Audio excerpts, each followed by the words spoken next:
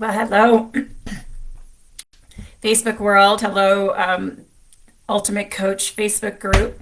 I'm Lisa Neller. It is Sunday, November 3rd. We're in the last quarter of the year, and I'm here on Sundays at noon to share my thoughts about being. And so today I decided to talk about being habitual. Not because I think everybody else needs to be habitual, but because I need to be more habitual. In terms of there are some habits I need to let go of, and there are some habits that would be good for me to cultivate. So, well, I'm just going to invite you to think about this today, and happy Sunday, wherever you are. I'm going to pull up my notes here. I do work with notes.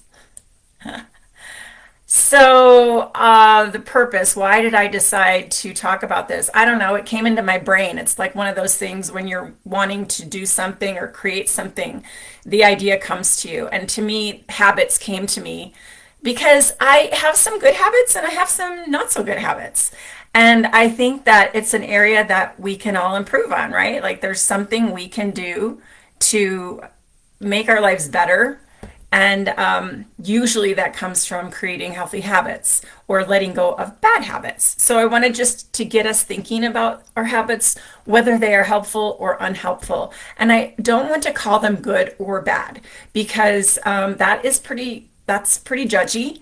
And sometimes we just struggle with some things, right? And I want us to think also about goals and outcomes, like how can we achieve our goals? How can we achieve these particular outcomes without having certain habits or with having some unhealthy habits? And I wanted to bring to consciousness the habits that we know we need to create or to let go of to obtain certain goals. And we all know what a habit is. It's a regular tendency, it's a practice, especially one that's hard to give up. Even good habits can be hard to give up. And habits are healthy, unhealthy, conscious, and non-conscious. Okay, so regarding good habits that are hard to give up, I want to give you an example of that. So my husband used to be a runner, and he had the habit of running. He loved running until one day his knee started to bother him, and it got worse and worse, and he went to the doctor, and the doctor said, "Stop running." And my husband was like, "What?" I don't want to stop running. Well, you're going to have to stop running if you don't want to mess up your knee. And so what my husband did was instead of running, he would walk and he would go to the gym, get on the treadmill or get on the bike, and he would get just as good of a workout. It was just different and also way better for his knee.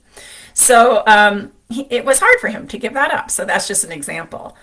And I have a friend of mine who always says, we don't get our goals, we get our habits.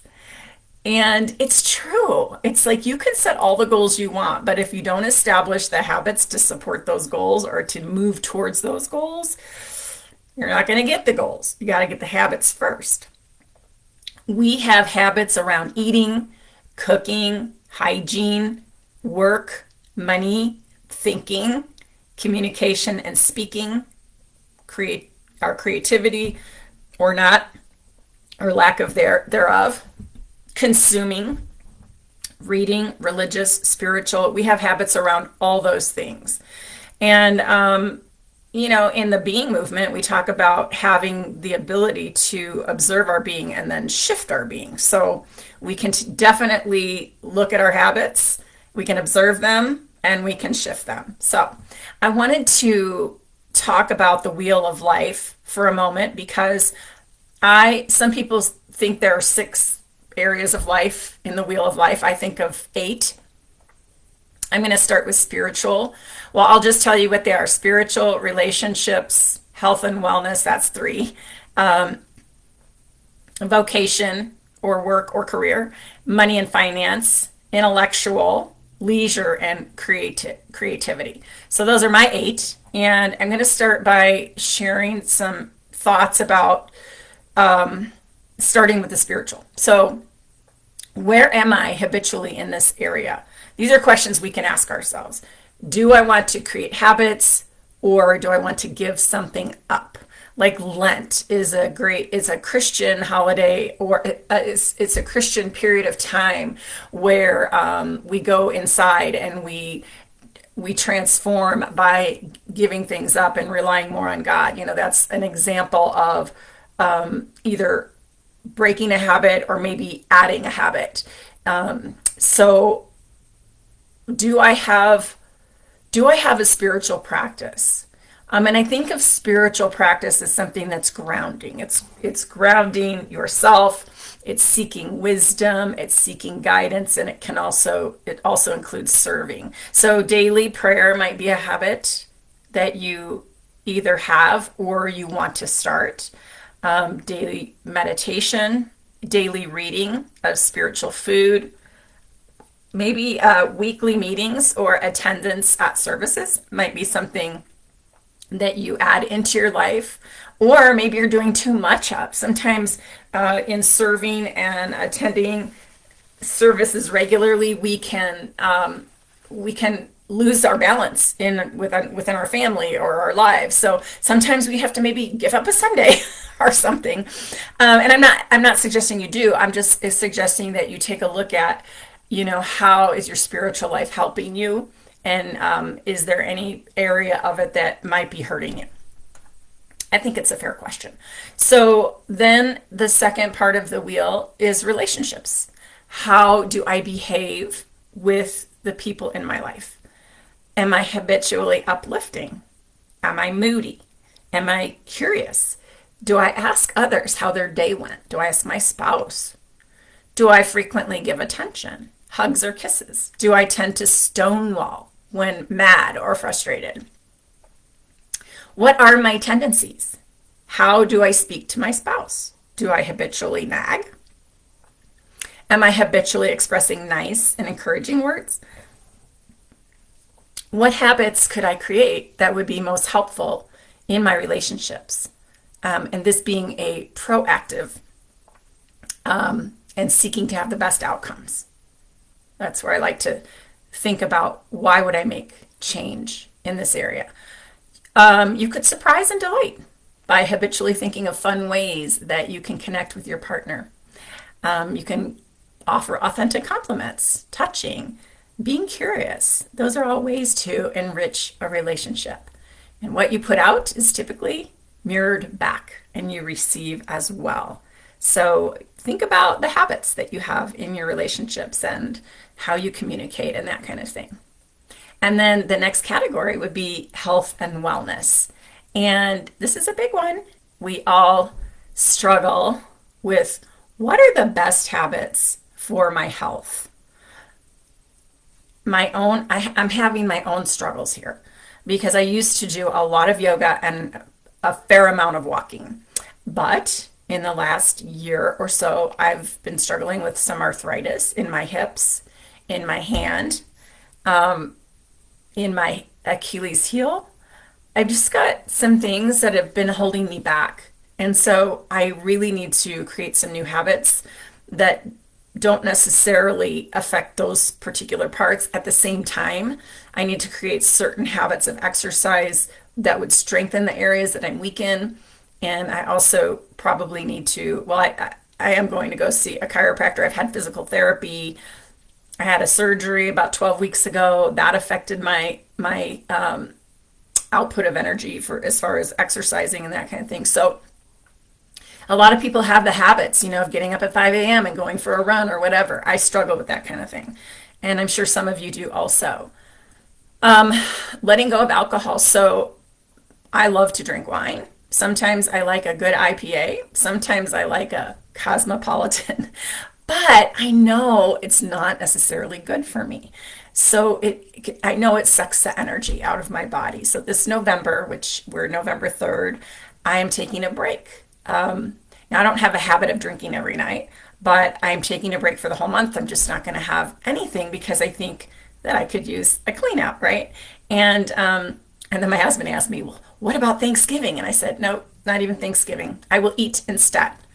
And then speaking of food, this is another area of health and wellness that many of us struggle in because we love it. We love food. And for me, I'm probably more like a 70-30. 70% I'm good, salads, lean protein, fish, supplements, things like that. The other 30% might include in and out with fries light well, bread. I love bread, like English muffins or bagels with cream cheese. Tate's Bake Shop chocolate chip cookies. I love those. Um, Coffee ice cream. Trader Joe's thin ginger cookies with dark chocolate. 15 to 20 years ago, I rarely consumed sugar. And as I've gotten older, it has become really satisfying, especially when I'm giving up the wine because the wine has sugar in it. So anyway, I'm working on these things. I'm drinking black coffee now instead of adding butter and butter. What I used to have butter and stevia and cacao powder and all kinds of stuff. I still allow myself one bulletproof coffee a week, roughly, which has a lot of really nice ingredients in it. But for the most part, I've really cut back on putting anything sweet or fattening in my coffee. Um, Here's another area, vocation, work, and career. There's so much room for creating good habits. And in my own coaching business, I'm practicing the habit of being in service and making offers. I'm creating the habit of building momentum in my business. And of course, this is easier said than done. And I need lots of help with that, which is why I get help from my coach, Eric Lofholm. I do my daily mind feeding and I'm hanging out with the right people, I believe. And also, I'm making decisions about what habits are hurting me and which ones are helping me. And so here's one of my struggles. I love Netflix, especially historical fiction. So at night, when I go to bed, I love to just kick back and watch TV. But I know that can reduce my sleep and, of course, my energy the next day. So I'm actually not sure if I want to change this habit. I've struggled with it. I've tried changing it. I've tried quitting and just reading before I go to bed. And I don't know. It's a little bit of an addiction, but I don't think it's a terrible addiction. Money and finance. What are we doing in spending? Do we spend emotionally? Do we spend habitually? I'm going to say yes to both of those. And how about saving? Do we save habitually? Are we putting a percentage of our income to pay ourselves and to save and invest? Here's some habitual spends that I see people spending money on. Starbucks, books. I'm a book buyer, habitual. Tools and trinkets. That's my husband. Some people buy cigarettes and alcohol and fast food and going out to dinner. Those are habitual spends. And there are a lot of resources for getting better at this. So there's financial coaches, there are books, seminars, podcasts, programs, all kinds of ways that you can get help in this area if you want to change some of those habits. And then there's the intellectual part of ourselves, the personal growth and development. How are we feeding our minds on a daily basis? What are we tapping into to stay encouraged? What are we creating to help us move forward? So I did a video last week in here called Being Encouraged, and that kind of addressed that piece of it, like staying encouraged and what we could do on a daily basis. Leisure. What habits do we have around making our lives fun? About being kids again and playing in life. What could we do to create more leisure? What habits could we cultivate? Perhaps we could walk in nature more, plan a yearly vacation, plan a long weekend every single month. We could dance in the kitchen while cooking. We could take a cooking class or any class for fun. And we could take some naps too, some leisurely naps. Regarding our creative side, how do we feed the creative fire? What habits can we cultivate to feed this part of ourselves? We all have creativity inside us. We are co-creators with God and the universe. And I just suggest get inspired, get inspiration. So you could meditate to open the gates for Source to feed us ideas. You can make the decision to be open to ideas that come from our brains and visit creative places like art and science museums. Try something new like painting a watercolor. Write an article on something you believe in or want to talk about. Ask ChatGPT for 100 ways to be creative, and it will tell you in seconds.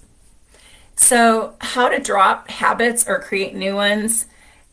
Set goals for each of the lifestyle areas and decide who you need to be in order to reach those goals. Write down which habits you need to release or create to work towards your goals. And then give yourself grace. It's okay to give stuff up entirely or to start in small baby steps. Habit stacking is one of those concepts that's promoted out there by like James Clear from Atomic Habits. It's taking advantage of connected behaviors or choosing an existing current habit and stacking a new behavior on top of it. For example, brushing your teeth. Like I always brush my teeth in morning and night. And it took me a while to get into the habit of flossing, but about, I don't know how long ago it was now, maybe 20 years ago or so more, I began the daily flossing thing. And I'm so glad because that habit has created really easy dental appointments for me. I'm in and out of there so fast. And so I'm very happy that I have that habit. Let's see, 2025 is around the corner. I know you want to make some changes, and it might be easier for you to start now instead of making New Year's resolutions. So decide how you want things to look in 2025. So, for example, I've decided to offer 2 webinars a month for the next 14 months. I am establishing the habit of creating those, executing them, and adding new offerings all the time. I'm going to end with this quote from Chris Doris I got in my email box this morning. He said, "Hey Lisa, reminder alert." And he highlights mind, reminder alert. Take a moment right now to acknowledge deeply just 2 things you're grateful for. Acknowledge deeply just 2 things for which you are incredibly grateful. Make this a habit. When in gratitude, it is impossible to be suffering. Create miracles. So that's what I'm going to leave you with today. Happy Sunday. I hope you have a fabulous week ahead. All right, God bless. Bye. Thanks for watching.